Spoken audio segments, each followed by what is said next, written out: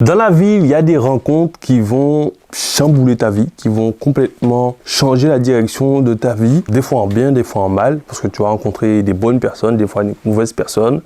Et bon, en gros, j'ai envie de dire aujourd'hui, ce sera à toi de faire en sorte de te mettre dans des situations pour pouvoir rencontrer les bonnes personnes et pouvoir vraiment mener ta vie dans la bonne direction. Et je vais te parler en fait d'une rencontre qui a clairement changé ma vie il y a quelques années de ça.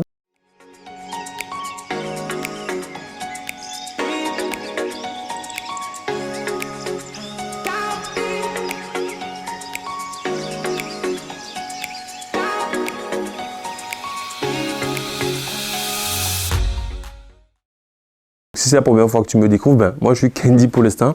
Et sur cette chaîne, en fait, je te partage des conseils qui vont te permettre de générer du cash right now avec l'immobilier sans devoir attendre 10, 15, 20 ans. C'est pour ça que nous, on s'appelle les sprinters de l'immobilier. C'est-à-dire qu'on n'est pas là pour attendre genre des années pour générer du cash. Le but, c'est de générer du cash flow right now. Alors, pour revenir à mon histoire de cette personne que j'ai rencontrée qui a complètement changé ma vie, en fait, c'était en 2012. J'étais encore étudiant et en 2012, j'avais un stage, pas un stage, mais en gros, je devais partir en Crépuc. C'était un peu le même truc que Erasmus en Europe, mais en gros, là, c'était au Canada. Et en gros, je devais partir là-bas 6 mois, un semestre pour pouvoir faire mes études, quoi, en gros.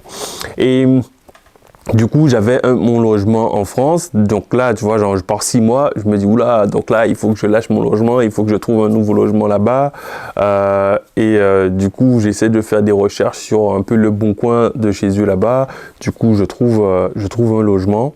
Et en fait, c'est même pas un logement, c'est une chambre parce que j'avais pas les moyens pour pouvoir me payer un truc. Donc, j'ai pris une chambre un peu en mode colocation, tu vois. Mais c'était vraiment bien fait quand même. C'était une sorte de colocation dans une grande maison avec 5 chambres en bas, 5 chambres en haut. On dirait même que ça avait été pensé pour faire de la colocation parce qu'en fait, tu as un peu un espace central et en gros entouré par les chambres, quoi, tu vois. Et du coup, genre, je prends ce logement, j'arrive au Canada et tout. En fait, j'arrive tard, donc le mec, il m'avait envoyé les informations pour pouvoir accéder au logement. J'arrive, je m'installe et tout. Et puis, on avait prévu justement de se rencontrer le lendemain. Et le lendemain, le propriétaire arrive. Et là, à ma grande surprise, je vois un jeune, mais genre d'une trentaine d'années, quoi. Je me dis, what? Donc, tout de suite, dans mon esprit, je me suis dit, ouais, ben, le mec, soit il a hérité, ou, tu vois, genre, tu peux pas avoir une trentaine d'années et être propriétaire de ce truc-là, quoi. Tu vois, genre, c'est énorme. Alors, tu vois, genre, à l'époque, j'avais encore cet état d'esprit un peu de... Ouais, j'avais pas... Du moins, j'étais un peu dans l'obscurité, quoi, tu vois. Et puis... il me dit, ouais, ben en fait, ouais, c'est lui le propriétaire, machin et tout. Et là, moi, j'étais tellement subjugué par la situation. Je me dis, mais attends, mec, genre, tu es en train de me dire que tu as cette maison-là pour toi, genre... Du coup, j'essaie de lui dire, mais tu travailles dans quoi, machin et tout. Il me dit, ouais, mais en fait, moi, je pose de l'immobilier. C'est ça mon job, quoi, en fait. Je dis, what? En gros, c'est pas un métier, ça, frère. Genre, pour moi, un métier, c'est médecin, avocat ou je sais pas quoi. Genre, louer des logements, c'est pas un métier. Genre, le mec, il est rentier, il a 30 ans, quoi, tu vois. Genre, le mec, il est à la retraite. Mec, mais moi, c'est ça que je vais faire, quoi, tu vois. Genre, j'ai trop envie de pouvoir me dire, ben,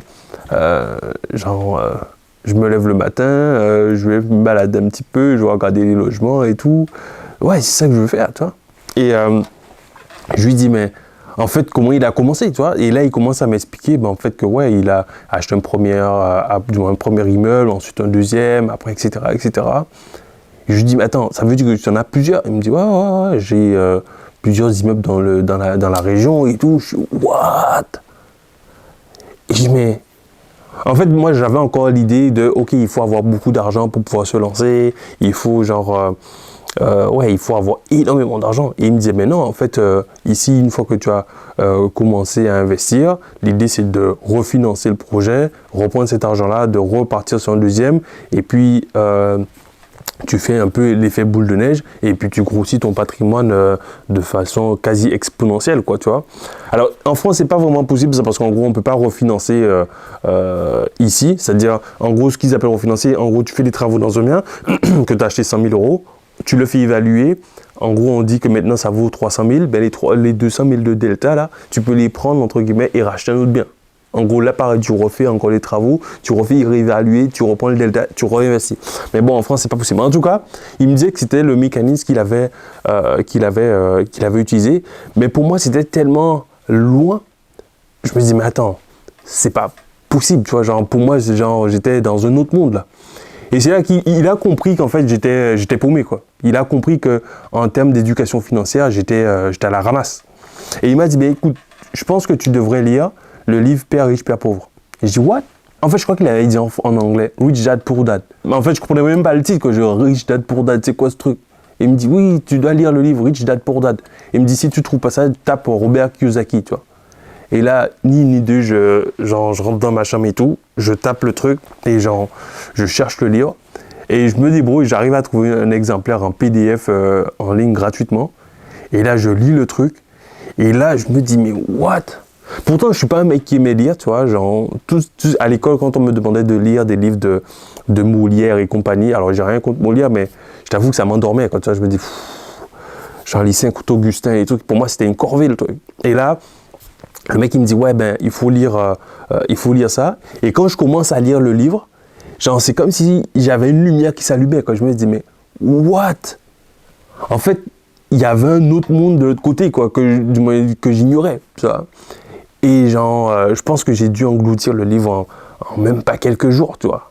J'ai fini le livre, mais en mode, purée, mais c'est ça qu'il faut que je fasse, quoi, tu vois. Il faut absolument que je mette ça en place dans ma vie parce que, en fait, tu comprends que quand tu n'as pas lu ce livre-là, en fait, si tu l'as pas lu, tu peux pas savoir que tu l'as pas, ouais, tu peux pas comprendre ça.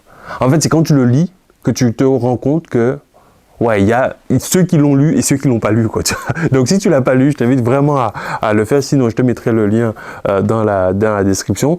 Mais pour moi, c'est vraiment un livre que tu dois absolument lire parce que ouais, ça te réveille, quoi, tu vois. Et pourquoi je te raconte ça? Mais c'est pour te montrer que des fois, c'est une petite rencontre de rien du tout qui va complètement changer la direction de ta vie, tu vois. Parce que je pense que si j'avais pas rencontré ce mec-là, je me serais dit, en fait, ma vie, c'est trouver un petit job tranquille, acheter peut-être ma maison, acheter ma voiture, et puis, ouais, peut-être continuer d'investir, du moins d'acheter ma résidence principale, machin, et puis peut-être, pourquoi pas, acheter une petite résidence secondaire si vraiment j'ai bien réussi dans ma vie, tu vois, mais ce serait tout. Alors que, en lisant ce livre-là, mais je pense qu'il faut que tu le lises pour que tu comprennes vraiment le wake-up call, comme on dit en anglais, tu vois, qui fait que tu te dis, ah ouais, en fait, c'est pas dans cette direction-là qu'il faut que je parte, c'est par là qu'il faut que je parte, quoi, tu vois. Et c'est ce qui a fait que, en revenant en France, quand j'ai commencé à travailler, j'avais qu'une hâte, c'est de me dire, mec, quand est-ce que tu mets la première pierre à l'édifice pour pouvoir te constituer tes revenus passifs, tu vois, qui viennent du moins de tes investissements et que tu ne sois pas forcément bloqué dans ce système de métro, boulot, dodo où en gros, la seule évolution que tu as, c'est peut-être avoir 2-3 000 euros à l'année sur ton salaire. Ouais, il faut que tu fasses autre chose, quoi, tu vois. Et voilà, donc du coup, en revenant en France, j'ai commencé à travailler et tout, mais j'ai su que rapidement, il fallait que je me lance dans l'immobilier parce que c'était le meilleur levier pour moi. Quand tu n'as pas de capital, tu vas pas commencer à mettre des trucs en bourse, quoi, tu vois. Je vois trop souvent des mecs qui me disent, ouais, je vais investir en bourse, mec, t'as 500 balles. Ouais. C'est pas avec ça que tu vas pouvoir sortir c'est pas avec ça que tu vas pouvoir sortir du métro boulot dodo, tu vois.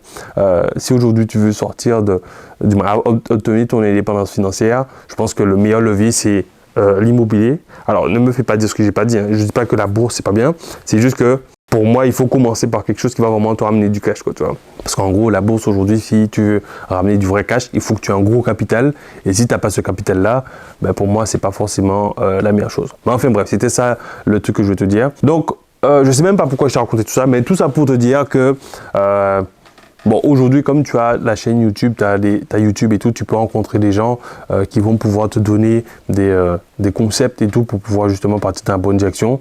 Mais ouais, si je dois te donner un conseil par rapport à cette vidéo, je dirais, essaie de toujours te mettre dans des situations où tu vas pouvoir discuter avec des personnes qui ont fait ce que tu veux faire et pouvoir en tirer un maximum de ces échanges-là pour que toi, tu puisses mettre ça en place dans ta vie et que tu puisses partir dans la bonne direction. Voilà, en tout cas, je voulais passer un petit moment comme ça avec toi pour échanger.